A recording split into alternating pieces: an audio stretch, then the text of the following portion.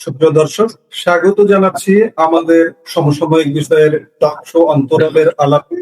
আর আমাদের আজকের অন্তরালের আলাপে কলকাতা থেকে যুক্ত হয়েছেন সিনিয়র সাংবাদিক, ভূ রাজনৈতিক বিশ্লেষক এবং বাংলাদেশ নিয়ে যার দীর্ঘ পর্যবেক্ষণ রয়েছে, তিনি আমাদের সকলের প্রিয় প্রতিম রঞ্জন বসু। প্রতিম রঞ্জন বসু, আপনাকে নমস্কার এবং স্বাগতম। ধন্যবাদ। আমরা আজকে আলাপটা শুরু করতে চাই। প্রথম প্রশ্ন, যে ঢাকার স্পষ্ট আপত্তি, কূটনৈতিক বার্তা, তবুও নয়াদিল্লিতে শেখ হাসিনা একটা প্রেস মিট হয়ে গেল, মেগা প্রেস মিট বলা যায় গতকালকে। আপনি এটিকে কিভাবে ব্যাখ্যা করবেন? আমি এটা টুইটও করেছিলাম। সেটা হচ্ছে গোটা ঘটনাটা হচ্ছে যে 2 বছর পর একটা অচলাবস্থা হয়ে তৈরি হয়েছিল। তো ভারত 2 বছর ধরে, যেটাকে ডিপ্লোম্যাটিক ভাষায় বলা হয় যে স্ট্র্যাটেজিক রিস্ট্রেইন্ট বা পেশেন্স, সেটা দেখিয়ে যাচ্ছিল। তো সেটার থেকে সরে এসে, কারণ অফকোর্স হাসিনাকে অ্যালাউ করা হয়েছে, আমরা সেটাকে যেভাবেই বলি না কেন, সে টেকনিক্যালিটিস কিছু আছে, কিন্তু কিন্তু মূলত তো যদি ভারত সরকারের যদি পেছনে সাপোর্ট না থাকতো তাহলে সম্ভব ছিল না। তো প্রচ্ছন্ন সমর্থন। তো সুতরাং সব মিলিয়ে যেটা ঘটলো সেটা হচ্ছে যে ভারত সম্পর্কে আরেকটা ধাপ এগিয়ে গেল গোটা বিষয়টাতে। এতদিন বাদে সে কিন্তু একটা ফ্রন্ট ফুটে এগুলো।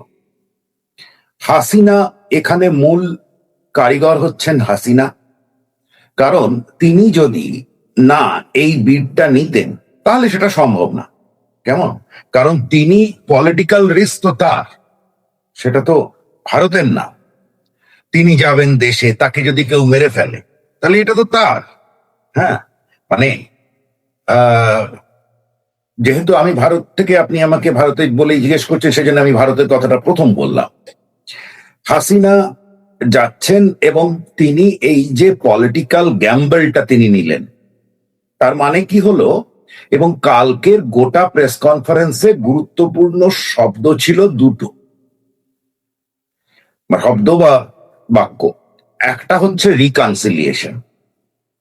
এই কথাটা হাসিনা বলেছেন, নফেল আরো বেশি করে বলেছেন। কেমন? তার মানে হাসিনা বলছেন যে এসো আমরা মিটিয়ে নেই ঝামেলা। এক ধরনের আপনি এটাকে আন্ডারস্ট্যান্ডিং বলতে পারেন। এখন এই আন্ডারস্ট্যান্ডিংটা যে হওয়া উচিত, সেটা নিয়ে ইন্টারন্যাশনাল কমিউনিটির খুব একটা কিন্তু বিরোধ নেই। আন্ডারস্ট্যান্ডিং হোক। তার কারণ বাংলাদেশ খুব দুর্ভাগ্যজনক ভাবে, যেটা আমি 24-এর আগে কোনোদিন বুঝিনি এইভাবে। আমরা শুনেছি যে 71-এই তো ডিভাইডেড বা এগুলো চলছিল, কিন্তু 24-এ এসে কোথাও একটা বোঝা গেল যে এটা যে একটা নেশন স্টেট হয়, সেই নেশন স্টেটটা হয়নি। মানে একটা জিওগ্রাফি আছে, কিন্তু তার ভেতরে দুটো দলের মানুষ আছে, বা দুটো গোষ্ঠী মূলত আছে, যাদের দুটো দুরকম লক্ষ্য।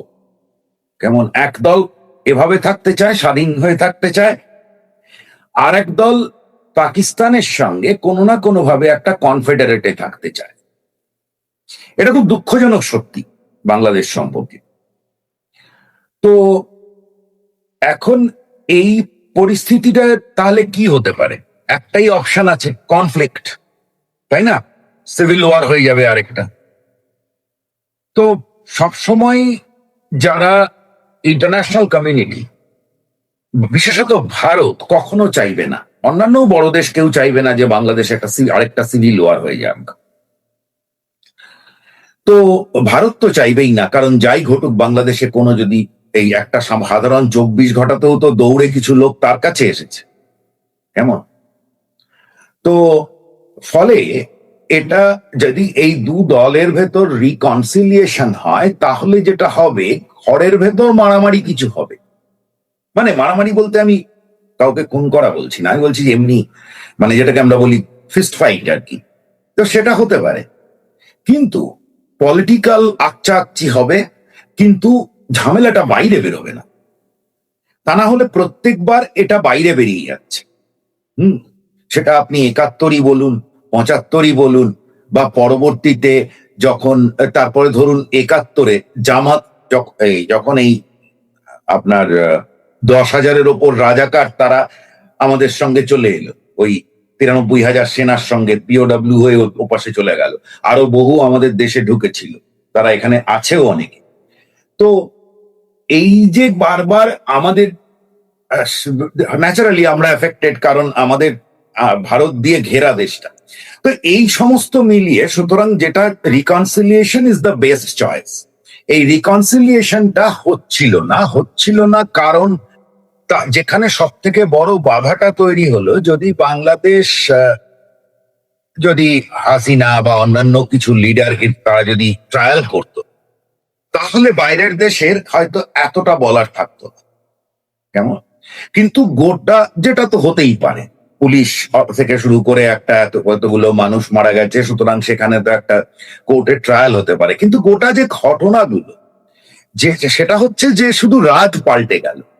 কেমন? মানে যারা এলো মুহূর্তে তাদের সব কেস হাওয়া, প্রফেসর ইউনুসের সব কেস উড়ে গেল, পুরনো যা যা কেস ছিল ইনক্লুডিং 10 ট্রাক আর্মসের যে কেসটা, যেটাতে আমাদের ইম্পর্টেন্স আছে, সেটা উড়ে গেল। বেশ দিব্যি তারা আবার বেরিয়ে পড়লো, তারা আবার এমপি হয়ে পড়লো। এটিএম আজহারুল ছিল জেলে, সে বেরিয়ে পড়লো, সংসদে চলে গেল। রাইট। এখন দেখুন, এটা তার মানে পলিটিক্যাল কনফ্লিক্টের বাইরে বেরিয়ে যাচ্ছে কিন্তু বিষয়টা, যে এটা আমাদের যেটা কনসার্ন সিকিউরিটি, সেটাকে গিয়ে এফেক্ট করে যাচ্ছে। দেখুন, এটা তো ইন্টারন্যাশনাল পলিটিক্স, এখানে তো মানুষ তার নিজের স্বার্থে থাকে, কেমন, আর তো কিছু নেই। তো সুতরাং আপনি যদি জেল থেকে, আমরা পড়েছি খুব ভালো করে, তো এগুলোর খবরও হয়নি, অন্তত ৪১ জন অসম্ভব মানে হাই সিকিউরিটি প্রিজনার্স তাদের ছেড়ে দেওয়া হলো। কেউ কেউ কেউ তো সেই হেলিকপ্টারে চেপে হাত নাড়তে নাড়তে বেল নিয়ে চলে গেল। কেমন? তো এটা তো নেওয়া যাবে না, কারণ ২০০১ থেকে ২০০৬ এখানে যা ঘটনা ঘটেছিল, এবং তারপর তাদের নিকেশ করা, সেই লস্করে তৈবা থেকে শুরু করে জেইএম, আপনার বাকি যে হিজবুত তো আছেই, আরো যেগুলো হুজিবি ইত্যাদি, তো এই সমস্ত পরে বাংলাদেশ, সুতরাং সেটা কিন্তু western media apparently anti Hasina থাকলেও, ওয়েস্টার্ন মিডিয়া এই বাংলাদেশে এটার যে রাইজ হয়েছে এবং এইভাবে টেররিস্ট ছেড়ে দেওয়া হয়েছে, এটা কিন্তু ওয়েস্টার্ন মিডিয়া করেছে। কেমন? সুতরাং বাংলাদেশ যে একটা গন্ডগোলের দিকে গেছে পোস্ট 2024, যেটাতে বাইরের দেশের কনসার্ন আছে, সেটা প্রমাণিত। আর দ্বিতীয়ত হচ্ছে যে যখন কারোর অপরাধের ট্রায়াল অবশ্যই হতে পারে, এটা বাংলাদেশের নিশ্চয়ই আছে, কিন্তু তারা যে কাণ্ডটা ঘটালো, যে আওয়ামী লীগকে টেররিস্ট বানিয়ে দিল আর টেররিস্টদের ছেড়ে দিল, সুতরাং এটা করার মাধ্যমেই, মানে আমি এখনো বুঝে পাই না, কারণ যদি ৬ মাসের মধ্যেও ৮ মাসের মধ্যেও এমন ইলেকশন হতো, আমি নিশ্চিন্ত বিএনপি হই হই করে জিতত, নিশ্চিন্ত। এটা আমার মনে হয় আওয়ামী লীগের অতি বড় সমর্থকও হয়তো বলবে। কেমন? তো তারপরে ফিরে আসতো কষ্ট করে, আপনি হাসিনাকে নিয়ে আলাদা রাখতেন। এখন যেটা হয়েছে, সবগুলো গুলিয়ে গেছে। আর আওয়ামী লীগের রেসারেকশন অফকোর্স আমরা চাইছি, এবং এটা তো বারবার, শুধু আমরা কেন, অনেক লোক বলেছে যে আওয়ামী লীগকে তুমি রাজনীতি করতে দিচ্ছ না। তুমি সাজ্জাদ কাদিরের এগেনস্টে তোমার অভিযোগ আছে, সাজ্জাদ কাদিরকে বলতে পারো যে ওকে আমি লড়তে দেব, কিন্তু তুমি একটা দলকে বলে দিচ্ছ এটা টেররিস্ট। এটা তো হতে পারে না, একটা রাজনৈতিক দল তো কিছুই নয়। যদি একটু খতিয়ে দেখা যায়, তাহলে ইন্টারন্যাশনাল যে ওয়ার ক্রাইমস ট্রায়াল, যেটা লিবারেশন ওয়ার ক্রাইমস ট্রায়াল যেটা হয়েছিল, ঠিক তার রিভার্স সিচুয়েশন তৈরি করা হয়েছে। সুতরাং কেন হয়েছে সে তো বোঝাই যাচ্ছে। যে এই যে আপনি এতক্ষণ ব্যাখ্যা করলেন, যেগুলো যে বাংলাদেশে অচল অবস্থা, বাংলাদেশে জঙ্গি উত্থান, যুদ্ধাপরাধী, সংসদে গিয়ে মন্ত্রী এমপি হচ্ছে, ভারত এই যে বাংলাদেশ এতবার বারণ করলো, ভারত কি এক প্রকার শেখ হাসিনাকে প্রকাশ্য বা অপ্রকাশ্য রাজনৈতিকভাবে বা কোনোভাবে পৃষ্ঠপোষকতা দিচ্ছে? ভারতের কি বোঝা হয়ে গেছে বর্তমান 100%, 100%, 100%। এটা তো ফ্রন্ট ফুটে গেল। এটা তো ভারত পরিষ্কার স্টান্স নিল, যেটা আমি বলবার চেষ্টা করছিলাম যে রাস্তা দুটো ছিল, একটা রিকনসিলিয়েশন, একটা কনফ্লিক্ট। কালকের প্রেস কনফারেন্সে হাসিনা কোনো খারাপ কথা বলেননি বাংলাদেশের সরকারের সম্পর্কে। হ্যাঁ, বাংলাদেশের অর্থনৈতিক অবস্থা নিয়ে কথা বলেছেন, এটা তো সাধারণ কথা। কিন্তু আমরা কোনো আকচা আকচি দেখিনি, কেমন? তো সেটা এড়িয়ে গেছেন। এবার তাহলে কি পড়ে রইল? পড়ে রইল হচ্ছে উনি বলেছেন ডিসেম্বরে আমি ফিরব, এবং ইন্ডিয়া তাকে এই প্ল্যাটফর্মটা অ্যালাউ করেছে। তিনি মিডিয়ার সঙ্গে কথা বলেছেন, অনেক প্রশ্ন বাংলাদেশে হয়েছিল, নানান রকমের রিউমার ছড়ানো হয়েছিল, অসুস্থ হেন তেন ইত্যাদি, সেসব পুরো মিটে গেল। সুতরাং উনি বলেছেন যে আমি বিজয়ের মাসে ফির। এর আগে ছিল 22 ডিসেম্বর, এবার উনি বলেছেন আমি বিজয়ের মাসে আমার ফেরার ইচ্ছে হলো, হয়ে গেল। এবার তাহলে বাংলাদেশে কি পড়ে রইল? এবার তাহলে এটা তো সত্যি হয়ে গেল। দেখুন, আমরা যেটা এখনো বলিনি সেটা হচ্ছে ভারত সবার আগে তারেক রহমানকে রেড কার্পেট ওয়েলকাম দিয়েছে। আপনি জানেন ইলেকশনের আগের থেকে কি হচ্ছিল। ইলেকশনের রেজাল্ট বেরোনোর আগেই প্রধানমন্ত্রী মোদী ফোন করেছেন, করে ওনাকে এবং ওনার পরিবারের সদস্যদের নাম করে করে বলেছেন যে সবাইকে নিয়ে আসতে, কেমন? তো উনি আসেননি, উনি অন্যান্য জায়গায় গেছেন, সেটা ওনার চয়েস। এখন এই হাসিনার প্রেস কনফারেন্স হওয়ার দুদিন আগে যখন আমাদের এমই এর স্পোক্সপারসন রণধীর জয়সওয়াল, তাকে জিজ্ঞাসা করা হয়েছিল যে ওই ব্রিক্স সামিটে তারেক রহমানকে ইনভাইট করা হয়েছে অ্যাজ বিমস্টেক হেড, সেটা নিয়ে জিজ্ঞাসা করা হয়েছিল যে কি ওটা ওনাকে কি প্রধানমন্ত্রী হিসেবে করা হয়েছে না বিমস্টেক হেড। উনি বলেছেন যে এখানে আমার ব্রিক্স সামিটে আমরা অন্যান্য যে ব্লক গুলো আছে তাদের চিফদের ডাকছি, সুতরাং ওনাকে ডাকা হয়েছে, উনি বিমস্টেকের চেয়ার, ইনকামবেন্ট চেয়ার। কিন্তু একটা কথা বলেছেন যেটা খুব ইন্টারেস্টিং, কথাটা হচ্ছে যে ওনাকে ফেব্রুয়ারি মাসে প্রধানমন্ত্রী যে ওয়েলকাম জানিয়েছিলেন, দ্যাট প্রিভেইলস, কোট আনকোট। তার মানে তারেক রহমান যখন ইচ্ছে করবেন আসবেন। প্রথমে তো ভারত আগ বাড়িয়ে বলেছিল এসো, এখন কি হলো? এবার এই রণধীর জয়সওয়াল বলার পরে হাসিনার প্রেস কনফারেন্সটা হয়ে গেল। তাহলে এবার তারিখ এলে এই বাস্তবতার উপর আসতে হবে। হাসিনা বলে দিয়েছে সে ডিসেম্বরে ফিরবে, তারিখ আসবে। সুতরাং বলটা কিন্তু আর গত 2 বছর ধরে যেটা চলছিল সেটা হচ্ছে বাংলাদেশ একটা অদ্ভুত সিচুয়েশন তৈরি করছিল, এটা ছুতো। সেটা হচ্ছে বলা হচ্ছিল যে হাসিনাকে ফেরত দেওয়া হচ্ছে না বলে সেই জন্য ভারত বাংলাদেশ সম্পর্ক খারাপ হচ্ছে, কেমন? এটা সম্পূর্ণ ছুতো। তার কারণ অনেকগুলো আছে।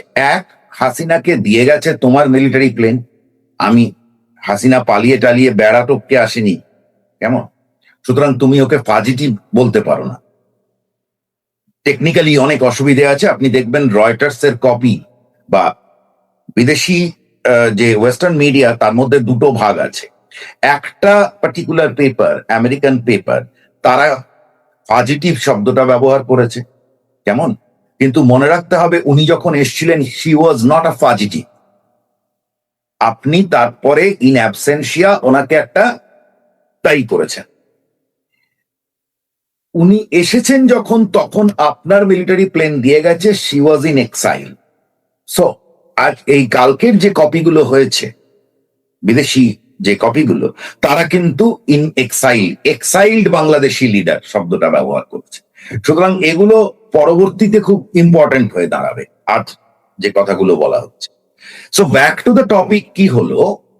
ফেব্রুয়ারি মাসে বলটা ছিল হচ্ছে তখন তারেক রহমানের গুরুত্ব ছিল বিশাল। উনি মানে স্লেট তখন পুরো তারিখকে ভারত রেখেছে।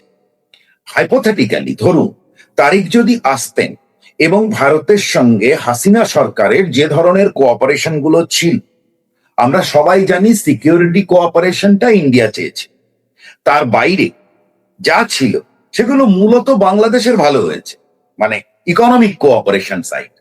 কেমন, এটা মার্কেট ইন্টিগ্রেশন, সবারই ভালো হয়। তো ধরুন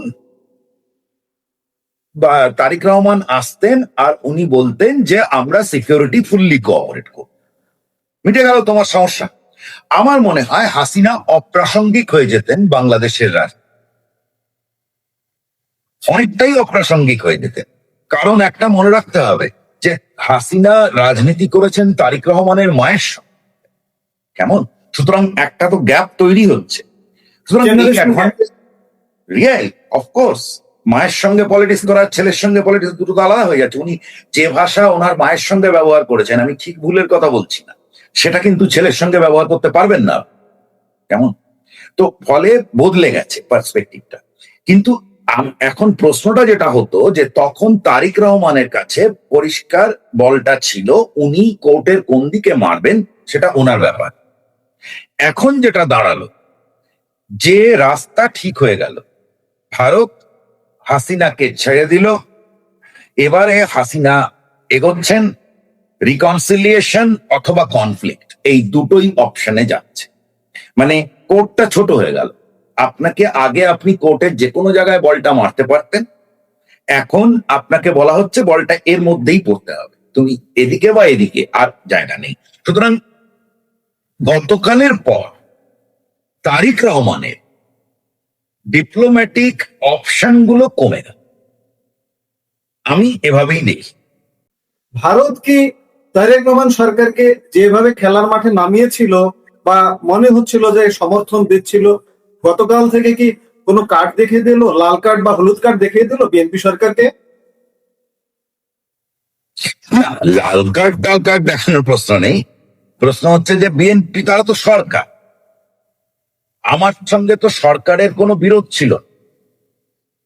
এইখানেই সমস্যা দাঁড়ালো। বাংলাদেশে যারা রুল করছেন এখন, মানে রুলিং ডিসপেন্সেশন বলা উচিত এইভাবে, আমি বিএনপি শব্দটাই কেন ব্যবহার করছি না বলছি, সেটা হচ্ছে যে বিএনপি এবং জামাত দুজনে আসলে একই একই দলের লোক, এবং আরেকটা হচ্ছে আওয়ামী লীগ।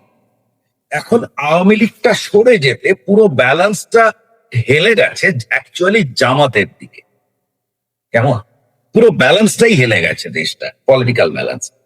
এখন আওয়ামী লীগকে চাই এই ব্যালেন্সটা রেস্টোর করার জন্য একটা জায়গা থাকবে। তো অতীত এটা বলতে পারেন আপনি যে এই অপরচুনিটিটা ছিল বাংলাদেশে বিএনপি জামাত দুজনেরই কাছে, যে আমরা ভারতের সঙ্গে কোঅপারেশন যেমন চলছে চলছে, এটা তো সরকারি লেভেলের কোঅপারেশন, কেমন, এবং তার বাইরে তারা যা করবে করবে নিজেদের ব্যাপার। তাহলে আমার মনে হয় যে হাসিনার যে গুরুত্বটা ভারতের কাছে রইল বা আওয়ামী লীগের যে গুরুত্বটা রইল, সেই গুরুত্বটাই শেষ হয়ে যেত বা কমে যেত, আর এটা এটা নিয়ে হতো না। মুশকিলটা হলো যে যেহেতু ভারত বিরোধী রাজনীতিটা করতে হবে, তারা ঘরের যে রাজনীতি, সেই ঘরের রাজনীতিটাকে পররাষ্ট্র নীতিতে নিয়ে এসছে, যে পররাষ্ট্র নীতিটা পাকিস্তানের পররাষ্ট্র নীতির মতো। এখন যদি পাকিস্তানের পররাষ্ট্রনীতি হয়, অর্থাৎ আমি খেতে পাই না পাই, আমার যাই ঘটে যাক, আমি আদা জল খেয়ে ভারতের বিরুদ্ধে থাকি, যদি সেটা হয় তাহলে এটা কনফ্লিক্টের দিকে যাবে। সুতরাং গতকালের পর এই অপশনটা ন্যারো হলো। যদি এরপর রিকনসিলিয়েশন হয়, আওয়ামী লীগ ফিরে যায়, আওয়ামী লীগ ইলেকশনে আসে, তাহলে এই কনফ্লিক্টের জায়গাগুলো কমবে। আর যদি আওয়ামী লীগ যাওয়ার পর মারামারি কাটাকাটি হয়, যেটা ইন্টারন্যাশনাল কমিউনিটি চাইবে না, সুতরাং সেক্ষেত্রে অফকোর্স তারেক রহমান সরকারের সঙ্গে ভারতের কনফ্লিক্ট বাড়বে। আর কালকের ঘটনার পর তারেক রহমান সরকারের কাছে, যেহেতু তাকে এখন এমন, এটা হওয়া খুব স্বাভাবিক যে যে তারা মনে করবে যে এবার একটা আমাদের কিছু একটা করা দরকার, কেমন, যে একটু মানে ভারতের বিরুদ্ধে একটা কিছু করো। তো যদি সেরকম কিছু করে তাহলে তার আগেই কনফ্লিক্টটা বাড়বে। কারণ ভারত তো তার একটা স্টেপ নিয়ে নিল যে মানে এতদিন আপনি বল করছিলেন, ব্যাটসম্যান ডাক করছিল, অফ স্টাম্পের বাইরে দিয়ে যাচ্ছে, ছেড়ে দিচ্ছিল, চুপ করে দাঁড়িয়েছিল, ডিফেন্ড করছিল। এবার সে এক পা এগিয়ে এসে একটা বলকে বাউন্ডারির ওপাশে পার করে দিল। এবার খেলাটা আরেক রকম ভাবে চল। গতকালকে এই যে অনুষ্ঠানটা হলো, মেগা প্রেস কনফারেন্স হবার পরে বাংলাদেশ সরকার একটা বিবৃতি দিয়েছে এবং ভারতকে অভিযুক্ত করে বিবৃতি। এই বিবৃতির প্রভাব কি পড়তে পারে বা কি হতে পারে আরো? যেটা বললাম সেটাই, ভারত তো তৈরি হয়েই দিয়েছে। কারণ আজকে যদি বাংলাদেশ মনে করে সে আরো এবার এই বিবৃতি দিয়ে সে আরো কিছু করবে, সে করতেই পারে। কারণ বাংলাদেশ তার কার্ডগুলো খেলে দিয়েছে। কেমন? বাংলাদেশ সবভাবে বলতে চেয়েছে গত 2 বছর ধরে, ইউনূস বলেছেন, তারপরে তারিক রহমানের সরকার বলেছে যে তারা ইনফ্যাক্ট, আমি যেটা দেখলাম সালাউদ্দিন তো বলেইছে, আমি জানি না সত্যি কিনা, তবে এটা একটা ফটো কার্ডে দেখলাম যে উনি বলেছেন যে আওয়ামী লীগকে আর রাজনীতি করতে দেওয়া হবে না। এটা কতটা সত্যি আমি জানি না। শেখ হাসিনা রাজনীতি করতে পারবে কি পারবে না একটা অন্য ইস্যু।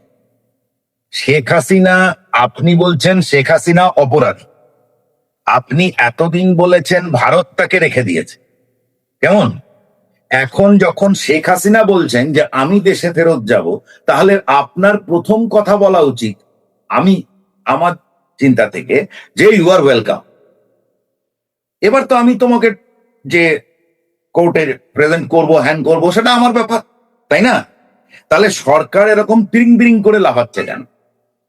সরকার তো, আপনি বলছেন আমি এখানে ভারতে বসে সাজ্জাদ কাদিরকে বলছি নানান কথা, যে ও তো আমার সঙ্গে অমুক করেছে তমুক করেছে করে বিদেশে পালিয়ে গেছে।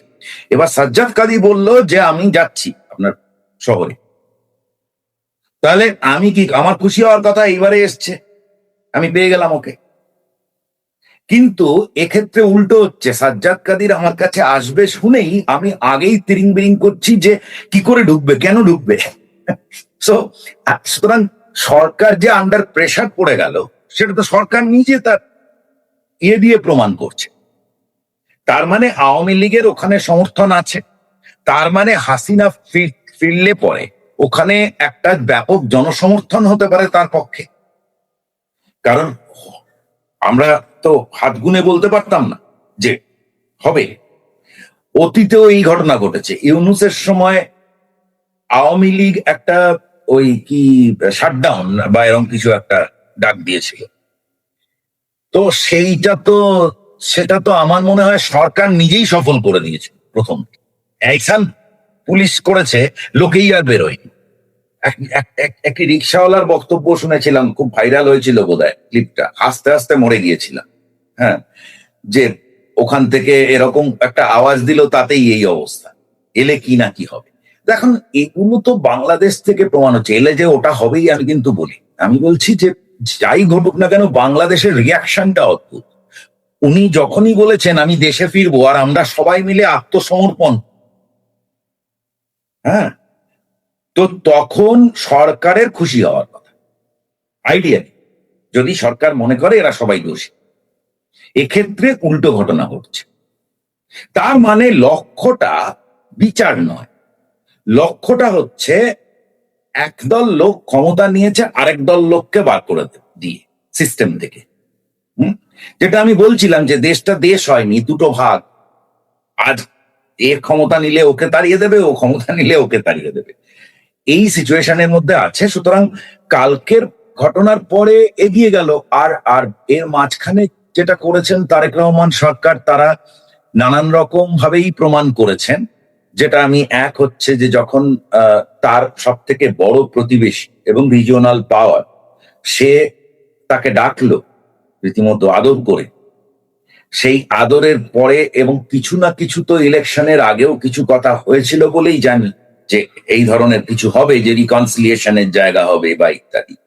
কিন্তু ইলেকশনের পরে যা শুনেছিলাম, ইলেকশনের পরে তার থেকে সরে গেছে, সরে গিয়ে ইউনূস যা ইউনূস যেভাবে সরকার চালাচ্ছিল সেইভাবেই চলেছে। আওয়ামী লীগের উপর ইউনূস অত্যাচার করে গেছে, ইউনূসের পরে বিএনপিও অত্যাচার করছে, বেশি করছে তো কম না। এখন সুতরাং ইউনূসকে সরানোর জন্য ইন্টারন্যাশনাল কমিউনিটি একটা প্রেশার তৈরি করেছে বাংলাদেশের উপর। তার কারণ তার কার্যকলাপ। তো সুতরাং তারেক রহমান সরকার সেই একই কার্যকলাপের রাস্তায় হেঁটেছে। তাহলে এই যে আপনি বলছেন ইউনূসকে সরানোর জন্য আন্তর্জাতিক কমিউনিটি একটা প্রেশার তৈরি করেছে, আমরা বাংলাদেশে যে ভাবছি দেখছি যে এই মুহূর্তে তারেক রহমান সরকারটা ইউনূসের সিজন 2 মনে হচ্ছে। তো এটিকে সরানোও কি একটা প্রেশার তৈরি হচ্ছে, চাপ, নিম্নচাপ তৈরি হচ্ছে? না, যেমন কালকের ঘটনাটা ঘটলো, সরাবার কেউ সরকারকে সরাবার ওটা আনইলেক্টেড সরকার ছিল ইউনূস, এবং তারা কিছুতেই ইলেকশন করতে চাইছে। তো সেটা একটা অন্য ব্যাপার। এখন আপনার দেশে একটা ইলেক্টেড সরকার থাকলে আমি বাইরে থেকে চাপ দিয়ে তাকে ফেলে, এরকম হয় না। কেমন মুশকিলটা হচ্ছে যে সেই সরকারটা যদি এমন রাস্তায় হাঁটতে থাকে যেখানে গেলে পরে, ধরুন আগামীকাল বাংলাদেশে, ধরুন আপনি দেখছেন গত 7-10 দিন ধরে বাংলাদেশে প্রথমে পাইপ বম পাওয়া যেতে লাগলো, তারপর লোক ইনজিওর্ড হয়ে গেল। গত রাতে আমি সত্যি মিথ্যে জানি না, একজন বিক্রমপুরী সে মারা গেছে বলে খবর দেখছিলাম কোথাও একটা, সত্যি মিথ্যে জানি না, আননোন গানম্যান তাকে মেরেছে। তো রাইট অর রং, আমরা দেখতে পাচ্ছি যে বাংলাদেশের সিচুয়েশনটা কিন্তু খারাপ হচ্ছে। আর যেগুলো বললাম যে ইন্টারন্যাশনাল টেররিস্ট সরকার, ইউনূস সরকার, তো সরকারের সময় তো দেশে কোনো জঙ্গি ছিল না আওয়ামী লীগ ছাড়া। আর ইউনূস সরকারের পরেও সেই একই গান চলছে দেশে কোনো। আমার তো এগুলো নিয়ে কনসার্ন যে বাংলাদেশের ইন্টারনাল সিচুয়েশন, বাইরের দেশ হস্তক্ষেপ তখনই করে যখন বাংলাদেশের ইন্টারনাল সিচুয়েশন তাকে এফেক্ট করে। কেমন 2001 থেকে 6 বাংলাদেশ ভারতকে অস্থিতিশীল যারা করতে চেয়েছিল তাদেরকে, আমি যদি টেকনিক্যালি বলি, যে মিলিটেন্টদের তাদেরকে থাকতে দিয়েছিল এবং ওখান থেকে আমার দেশে মিলিটেন্সি করতে দিয়েছে। 10 ট্রাক আর্মস তারা জোগাড় করে এনে দিয়েছে, তাদেরকে করেছিল। সুতরাং সে ক্রস বর্ডার মিলিটেন্সি আমার দেশে অশান্তি পাকাতে চাইছে। সুতরাং এইটা যখনই হবে তখন বিপদে পড়বে বাংলাদেশ। উদাহরণ, পাকিস্তান আমাদের যে অপারেশন সিন্দুর থেকে 2025 সাল থেকে ভারতের পার্লামেন্টে অ্যাক্ট হয়ে পরিষ্কার হয়ে গেছে, যেটা অপারেশন সিন্দুর, যে আমার দেশের বিরুদ্ধে যদি অন্য কোনো দেশে কোন রকম মানে আমার দেশে টেরার করার জন্য কোনো কিছু হয়, কেমন, তাহলে আমি তাকে অ্যাটাক করতে পারি। সুতরাং সেই জন্য পাকিস্তানকে মিসাইল মারা হয়েছে, যে ওর দেশ থেকে ও ওখানে টেররিস্টের ফ্যাক্টরি বানিয়েছে যাদেরও আমার এখানে পাঠাবে, সুতরাং আমি তোমার ফ্যাক্টরি উড়িয়ে দিলাম। ঠিক যেভাবে ইউএসএ এসে ও বিন লাদেনকে তুলে নিয়ে চলে গেছে। তো এই একই হিসেবের দিকে, কনফ্লিক্টের দিকে এগিয়ে যাবে যদি না বাংলাদেশ সেগুলো করে। এখনো সেই পরিস্থিতি তো আসেনি। আপাতত যেটা হলো যে তারেক রহমানের কাছে আর আনএন্ডিং সময় নেই। এখন এতদিন উনি বলটা ডিলে করে যাচ্ছিলেন, ইলেকশনে জিতলেন, শুরুতে প্রমিস করলেন যে উনি এগুলো করবেন, সবাইকে নিয়ে একটা ঠিকঠাক করবেন। তার বদলে উনি ইউনূসেরই সিস্টেম চালাতে শুরু করলেন এবং চালিয়ে, এবং একদল লোক বাদ তাদের নিয়ে কথাই হচ্ছে না। আপনি নানান রকম হুজুগ তুলে তাদেরকে ইলেকশনে আসতে দিচ্ছেন না। এটা শুধু একজন লিডারকে নিয়ে হলে তো তাহলে তো ব্যাপারটা ছোট হতো। হাসিনার বিচার হচ্ছে যদি হতো তাহলে তো ব্যাপারটা ছোট হতো, কিন্তু যখন আপনি আওয়ামী লীগটাকেই পুরো বলে দিয়েছেন এরা টেররিস্ট, তাহলে তো মহা মুশকিল হয়ে গেল। তো এবার আপনি এই জায়গাটা আপনাকে কেটে দেওয়া হলো, একটা টাইম জোন হয়ে গেল। আজ এটা অগাস্ট মাস, সুতরাং ডিসেম্বরের মধ্যে এক ধরনের আপনিও সলিউশনে আসুন। এখন হাইপোথেটিক্যালি হতে পারে যে কেউ সলিউশনে এলো না, কেমন, তো হাইপোথেটিক্যালি বলছি, ধরুন হাসিনা হেঁটে হেঁটে বর্ডারে এসে উপস্থিত হলেন, কেমন, তো বাংলাদেশের বিজিবি তারা ঢুকতে দেওয়ার বদলে কারণ ওনার তো পাসপোর্ট নেই, তো ভারতের ট্রাভেল ডকুমেন্ট দিয়ে উনি যেতে পারেন।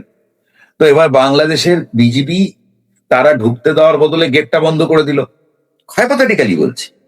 তাহলে হাসিনা ফিরতে পারবেন না, উনি কি করবেন? উনি কি গেট কাঁটাতার টপকাবেন, না ইন্ডিয়া ওনাকে নিয়ে গিয়ে হেলিকপ্টারে করে নেওয়া? কিন্তু এই যে সিচুয়েশন গুলো হবে, তার মানেই হচ্ছে প্রত্যেকটা জায়গায় এসে বাংলাদেশ সরকারই আরো বিপদে, তার বিপদে পড়বে, মানে তার ডিপ্লোম্যাটিক অপশনস গুলো খুব ছোট হয়ে যাবে।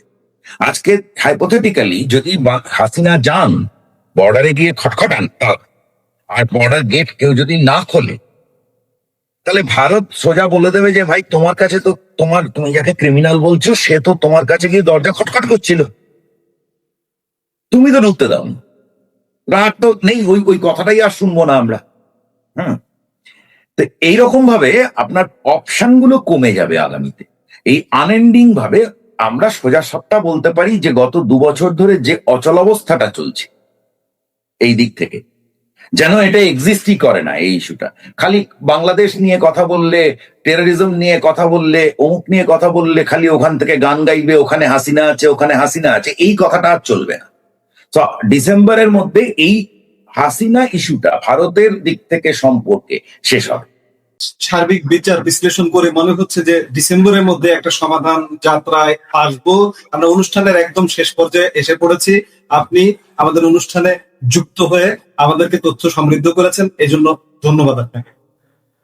অনেক ধন্যবাদ দেখার জন্য। দর্শক, আজ এ পর্যন্তই। পরবর্তী অন্তরালে আলাপে যুক্ত হবার আশা রেখে বিদায় নিচ্ছি। আমাদের ভিডিওগুলো নিয়মিত পেতে সাবস্ক্রাইব করুন সাজ্জাদ কাদির ইউটিউব চ্যানেল এবং লাইক, কমেন্ট, শেয়ার করে সাথে থাকুন।